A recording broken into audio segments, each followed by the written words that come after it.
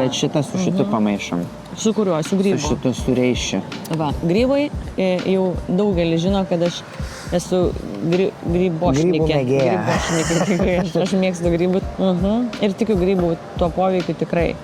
Tai va šitą su šituo tada pamaišyti. Ir... Tai aš anksčiau tik magnį naudojau. Mes kai gyvenam Tenerifei atradę esam labai gerą žolinę tokią parduotuvytę. Ir ten važiuojam savaitgaliais prasinešti.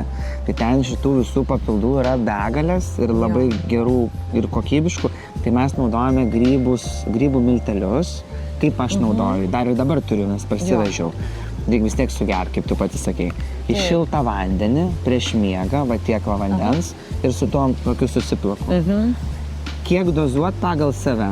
Gali visą šaukštelį, gali pusę, gali trečdalį. Labai kitus aktyviai veikia. Kai pradedi gerti, pajauti iš karto.